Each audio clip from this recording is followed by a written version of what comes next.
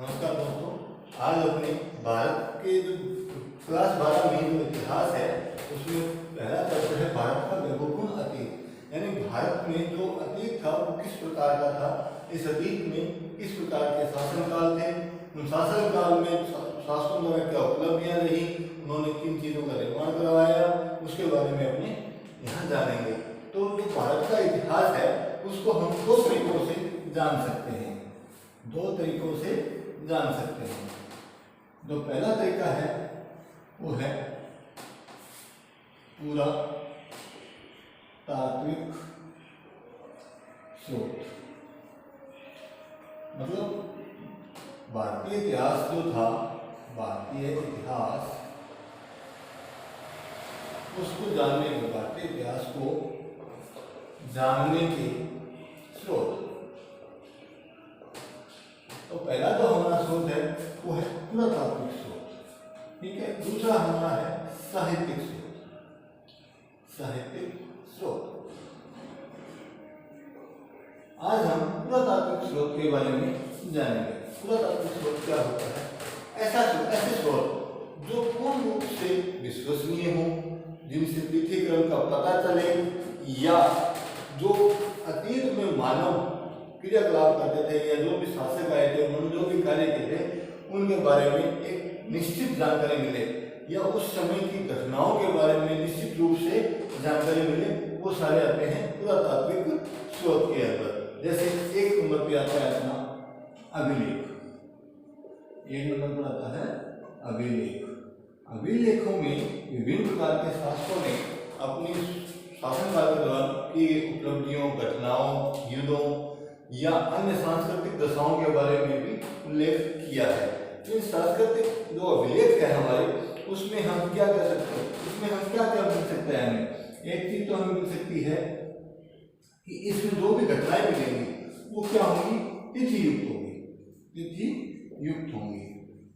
यानी इन इसमें लिखी हुई घटनाओं को हम ये जान सकते हैं कि किस समय में घटित हुई, या किसी राजा का जो शासन था वो किस काल में शुरुआत हुई, या उसका अंत कब हुआ, या किसी वंश ने किस समय में शासन किया। तो ये तिथि युक्त होते हैं, अभिलेख क्या होते हैं?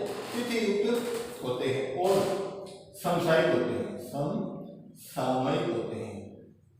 समसामयिक का मतलब है कि उस समय की तत्कालीन घटनाओं का वर्णन भी इन अभिलेखों में हमें प्राप्त होता है, ठीक है। और इसके समय, इसके अभिलेख में दो नंबर जो चीज है वो शासनकाल। शासनकाल जो है वो हमें तिथि युक्त मिलेगा। शासनकाल में क्या मिलेगा? तिथि युक्त मिलेगा। तिथि युक्त का मतलब ये है कि जैसे हर्षवर्धन ने कैसे शासन किया था, जैसे हर्षवर्धन था जिसने 606 ईस्वी से लेकर के 647 ईस्वी तक शासनकाल किया था।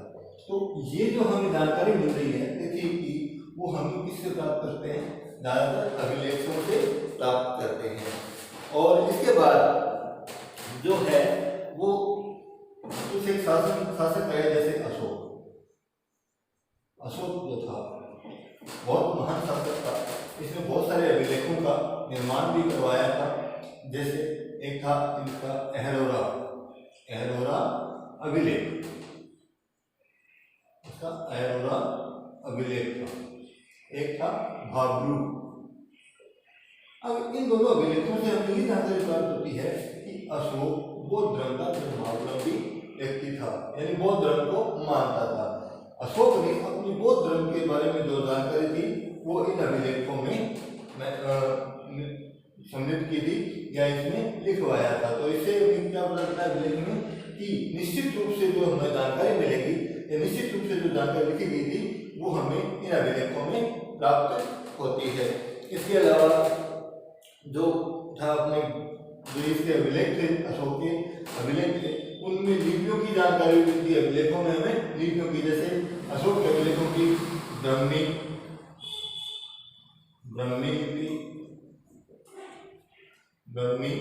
लिपि और खरोष्टी लिपि, इनकी भी जानकारी प्राप्त होती है। और इसके अलावा अपने इसमें क्या देख सकते हैं, जैसे एक था गौतमीपुत्र सातवाहन। बात करेंगे। इसके समय का जो नासिक अभिलेख है उसमें, नासिक अभिलेख में इससे संबंधित जानकारी हमें प्राप्त होती है। गौतमी पुत्र शातकर्णी ने किस प्रकार शासन किया या उसकी उपलब्धियां क्या थी वो हमें नासिक अभिलेख में प्राप्त होती हैं। इसके अलावा जैसे समुद्रगुप्त था, एक गुप्त वंश में बहुत ही अच्छा शासक था। समुद्रगुप्त 100 युद्धों का विजय इसको कहा जाता है, भारत का नेपोलियन भी इसको कहा जाता है। तो इसकी जो जानकारी है वो हमें प्रयाग प्रशस्ति, प्रयाग प्रशस्ति जो कि हरिसेन द्वारा लिखित है, हरिसेन द्वारा लिखित है, भी समुद्रगुप्त के बारे में बताती है। तो अभिलेख वो चीजें हैं, अभिलेख हमारी वो चीजें हैं जो अतीत में जो कार्य हुए हैं, जैसे तिथि अभिलेख में जैसे कोई शासन काल है तो उसके बारे में पता चलेगा, वो भी तिथि युक्त। कोई समसामयिक घटनाएं जो उस समय तत्कालीन घटनाएं थी उसके बारे में भी हमें जानकारी मिलेगी। जैसे अशोक के अभिलेख हैं उनके बारे में, या अशोक की लिपियां हैं उनके बारे में भी हमें जानकारी प्राप्त होती है। और जैसे समुद्रगुप्त है या गौतमी पुत्र शातकर्णी उनके बारे में भी जानकारी में प्राप्त होती है।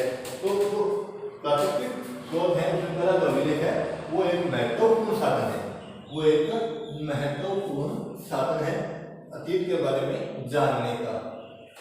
नेक्स्ट जो हमारा आता है वो आता है शिलालेख।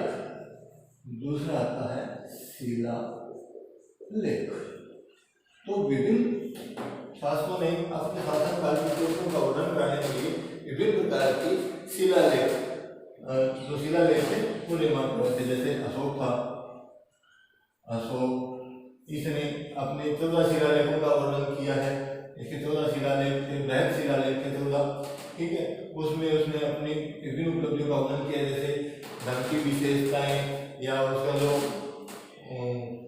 उत्सव का त्याग था या मांस का त्याग था या धर्म से संबंधित जो भी जानकारी थी वो इन 14 शिलालेखों में इसने वर्णित की है। तो शिलालेख भी क्या है, हमारे पुरातात्विक स्रोत हैं जिनसे हमें विभिन्न शासकों की जानकारी प्राप्त होती है। इसके बाद आता है 3 नंबर पर अपना स्तंभ लेख। स्तंभ लेख, स्तंभ लेख में क्या है कि अशोक का एक स्तंभ लेख है गुम्मदेई अभिलेख, गुम्मदेई अभिलेख। गुम्मदेई अभिलेख नेपाल में पड़ता है। आपको ज्ञात होगा कि अशोक ने बौद्ध धर्म अपनाया था कलिंग के बाद। कलिंग के बाद में बौद्ध धर्म अपनाया तो इसने नेपाल में जो है यात्रा की थी अपने शासनकाल के 20वें वर्ष में। लुम्बिनी के अंदर यात्रा की थी। यहाँ पर 1/8 कर दिया था इसने। तो ये जो जानकारी है ये हमें गुम्मदेई अभिलेख से प्राप्त होती है। तो ये निश्चित रूप से ये कार्य हुआ। तो अब जो हमारे अभिलेख है या शिलालेख है या स्तंभ लेख है ये क्या है, निश्चित जानकारी को प्रदान करने में सहायता करते हैं। इनसे हमें निश्चित जानकारी प्राप्त होती है, श्योर जानकारी प्राप्त होती है। अब इसी के अंदर ये हमें जानकारी प्राप्त होती है जो गौतम बुद्ध थे उनका जन्म 563 ईस्वी पूर्व हुआ था। 563 ईस्वी पूर्व हुआ था। इसके बारे में भी हमें गुम्मदेई अभिलेख से या स्तंभ लेख से जानकारी प्राप्त होती है। इसके अलावा जो स्तंभ लेख है, मेहरौली स्तंभ लेख है चंद्रगुप्त द्वितीय का, मेहरौली स्तंभ लेख, लो स्तंभ लेख,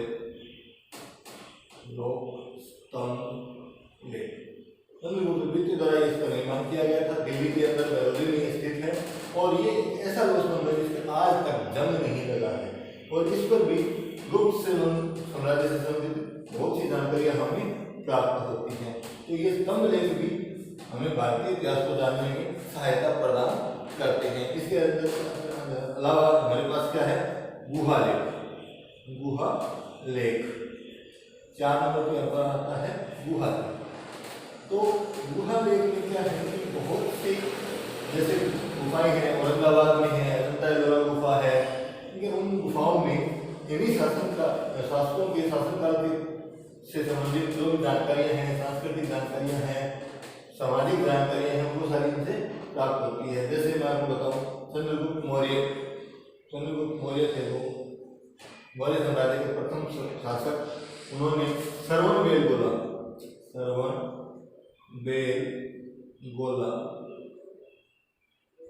ठीक है, श्रवणबेलगोला नामक एक गुफा थी, उसके अंदर प्रेक्षणा विधि से अपने प्राण त्यागे थे। वो जैन धर्म के उपासक थे, चंद्रगुप्त मौर्य जैन धर्म के उपासक थे। उन्होंने श्रवणबेलगोला गुफा में जो कर्नाटक में है, इसमें अपने श्लेघना विधि से प्राण त्यागे थे, यानी मोक्ष की प्राप्ति की थी।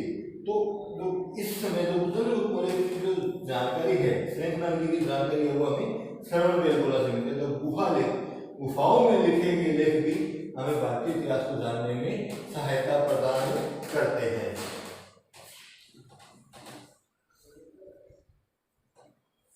इसके बाद हमारे पास जो है नेक्स्ट जो आता है गुहा लेख के बाद में मूर्ति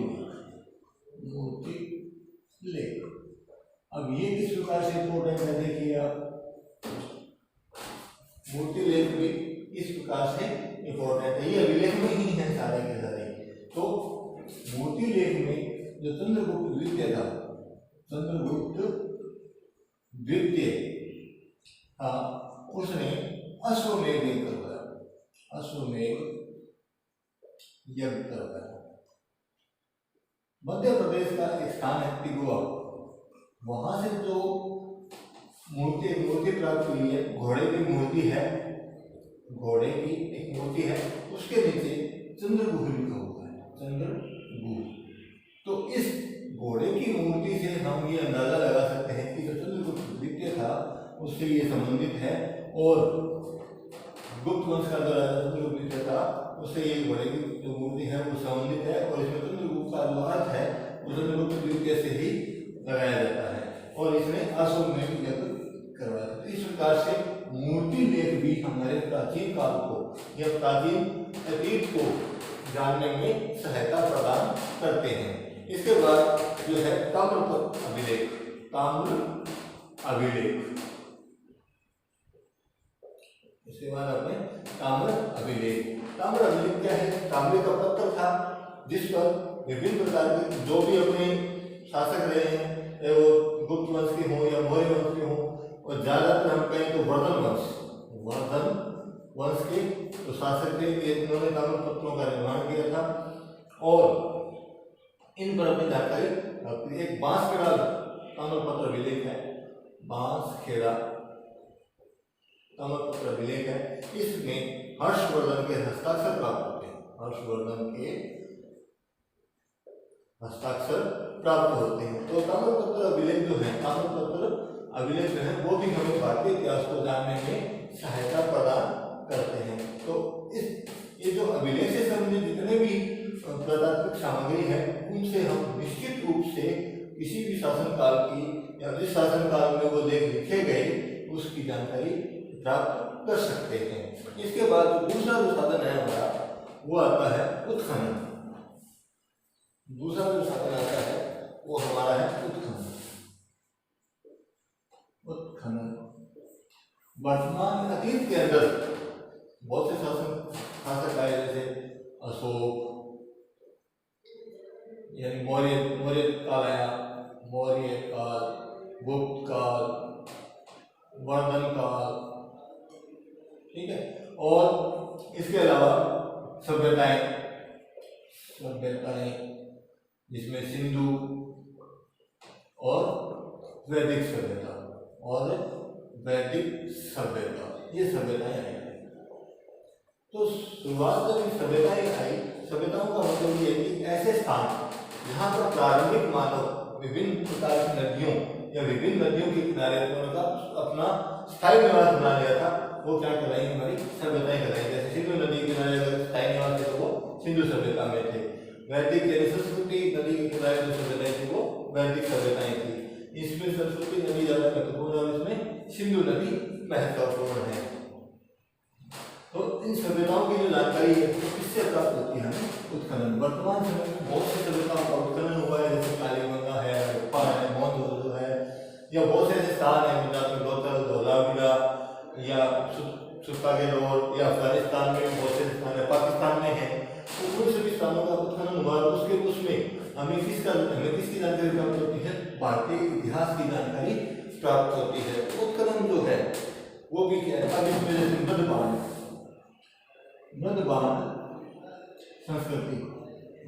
संस्कृति भी हमें प्राप्त होती है। इसके अंतर्गत कौन कौन सी मध्यबांध संस्कृतियां थी? जैसे गेरुए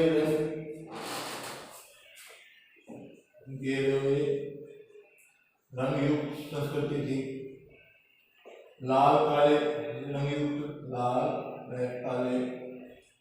रंगयुक्त संस्कृति थी, ठीक है। इसके अलावा चित्रित स्लेटी रंग की संस्कृति थी, चित्रित स्लेटी रंग से संबंधित मर्दवान पढ़े थे उनकी संस्कृति थी, और काली चमकीली मर्दवान की संस्कृति भी थी।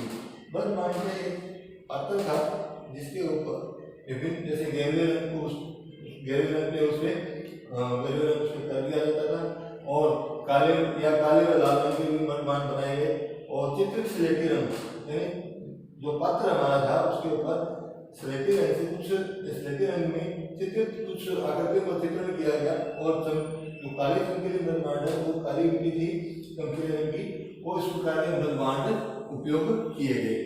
तो ये सारी जो चीजें प्राप्त होती हैं वो हमें उत्खनन से प्राप्त होती हैं, तो इनको हम क्या करते हैं? उत्खनन से प्राप्त सामग्री। इसके बाद सिक्के, नेक्स्ट अपना आता है सिक्के।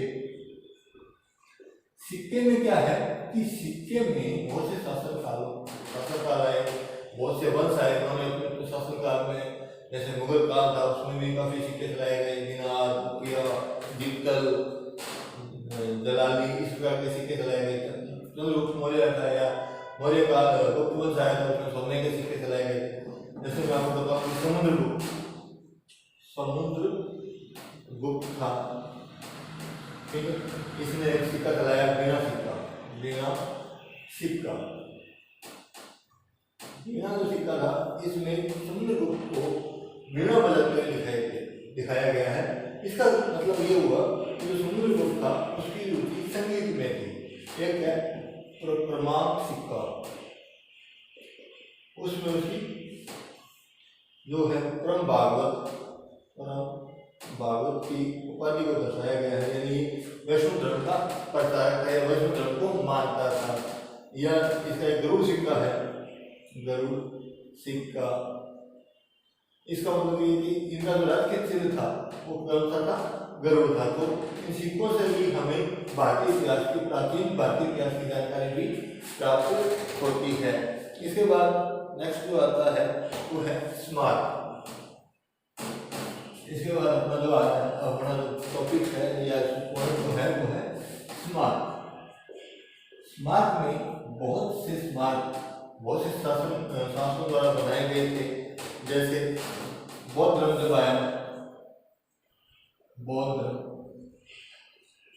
आया तो उसमें स्तूपों का निर्माण किया गया। जो बौद्ध धर्म की जानकारी के बारे में अपने बताते हैं, मठ बने, चैत्य या विहार, इस प्रकार के बनाए गए बौद्ध धर्म से संबंधित स्तूप। एक अर्धचंद्राकार आकृति थी जो मठों के ऊपर बनाई जाती थी, जहाँ पर पूजा किया जाता है। चैत्य इनका पूजा स्थल था, ठीक है। मठ में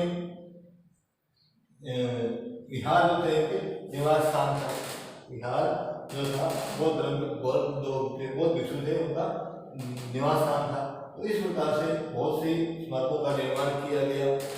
इसके बाद जो सिंधु सभ्यता है और जो वैदिक सभ्यता है, जैसे सिंधु सभ्यता की जो खोज हुई उनमें जो भी चीजें प्राप्त हुई उनमें स्मारक महत्वपूर्ण है, नेक्स्ट जो अपना आता है वो है लास्ट है जो अपना मूर्ति